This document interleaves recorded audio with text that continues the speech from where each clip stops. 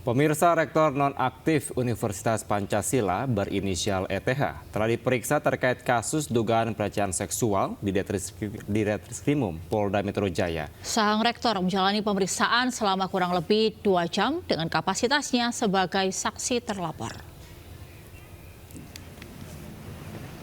Penyidik Ditreskrimum Polda Metro Jaya memanggil Rektor nonaktif Universitas Pancasila ETH terkait kasus dugaan pelecehan seksual terhadap 2 pegawainya. Proses pemeriksaan berlangsung selama 2 jam, mulai pukul 10 pagi hingga pukul 12 Kamis siang. ETH diperiksa kapasitasnya masih sebagai saksi terlapor.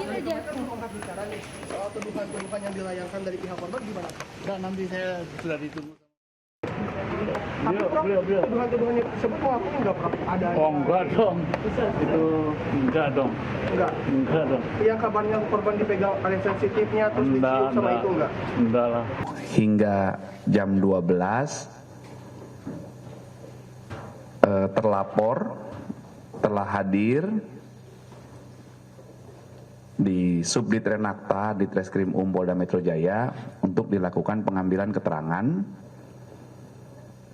atas laporan saudari RZ.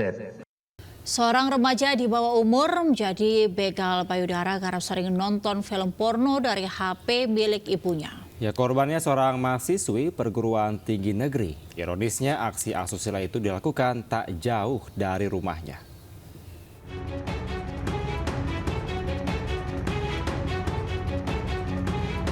Seorang remaja berusia 14 tahun terekam kamera pengawas saat melecehkan mahasiswi perguruan tinggi negeri di kawasan Gunung Pati, Semarang, Jawa Tengah. Pelaku mendatangi korban di depan sebuah rumah indekos. Tiba-tiba, pelaku berusaha memeluk dan memegang bagian sensitif korban, berteriak minta tolong. Pelaku ternyata tetangga korban sendiri yang masih berusia 14 tahun. Saat diperiksa polisi, ia mengaku sering nonton film porno menggunakan telepon genggam ibunya. Dari petugas di masa tersebut akhirnya bisa menggali kesimpulan bahwa si A ini tinggalnya di sini gitu. Motifnya ya bukan sementara ya, bahasanya dia menyampaikan selama dia tinggal di Gunung Pati, di Ponpes, sekarang itu dia sumur jurang itu melakukan aktivitas untuk kontak dengan alat komunikasi hanya pada saat pulang. Hingga saat ini, pelaku masih diperiksa polisi dengan pendampingan tim khusus untuk memastikan psikologi anak tersebut. Atas perbuatannya, anak berhadapan dengan hukum tersebut terancam hukuman maksimal 2 tahun penjara. Dari Semarang, Jawa Tengah, Kristadi, Anyus melaporkan. Pemirsa, pembuat video viral aliran sesat yang memperbolehkan tukar pasangan dengan syarat suka sama suka dijemput paksa jajaran kepolisian di Reskrimsus Polda Jawa Timur. Ya, pelaku adalah Samsudin atau terkenal dengan nama Gus Samsudin, di mana pelaku dikeler di Polda Jawa Timur dan menjalani pemeriksaan lebih dalam oleh kepolisian.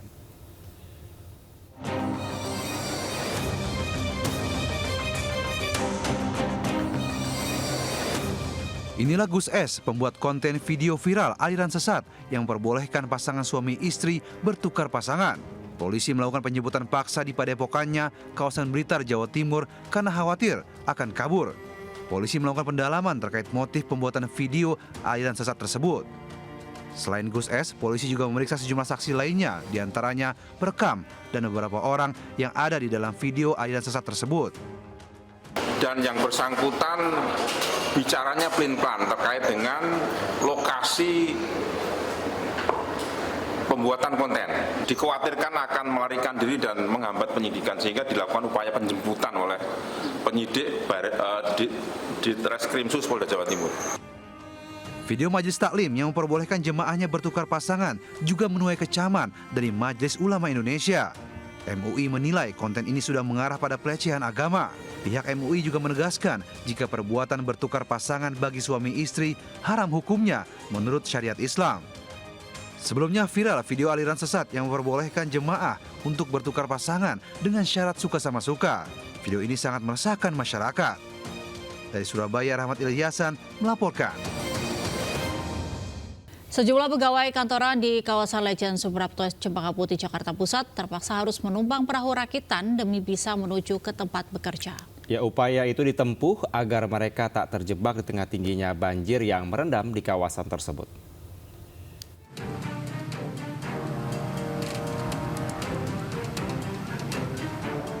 Hingga Kamis siang, banjir setinggi 50 cm masih merendam ruas jalan Letjen Suprapto, Cempaka Putih, Jakarta Pusat.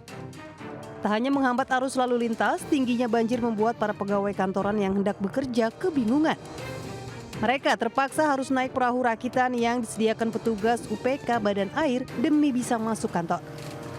Perahu rakitan ini sengaja disiapkan petugas demi membantu para pekerja hingga warga yang hendak beraktivitas di tengah tingginya banjir.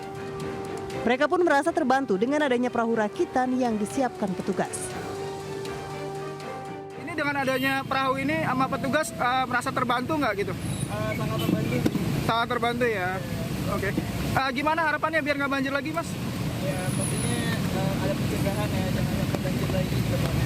Upaya yang dilakukan oleh petugas PPSU di belakang ini seperti apa, Pak Lurah? Bisa jelaskan, Pak Lurah? Iya, mereka saat ini lebih banyak membantu pejalan kaki, juga mengarahkan pengendara motor karena memang air ini tidak bisa mengalir saat ini ya, tidak bisa mengalir.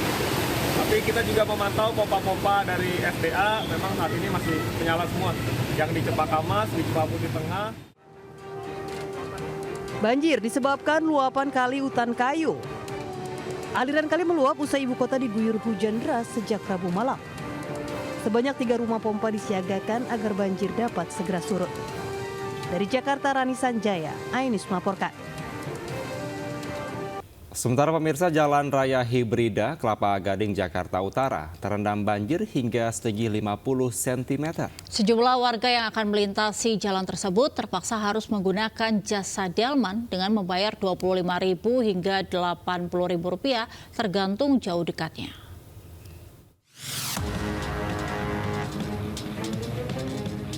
Banjir yang menggenangi Jalan Raya Hibrida Kelapa Gading, Jakarta Utara hingga Kamis sore masih tinggi, mencapai 40 cm hingga 50 cm.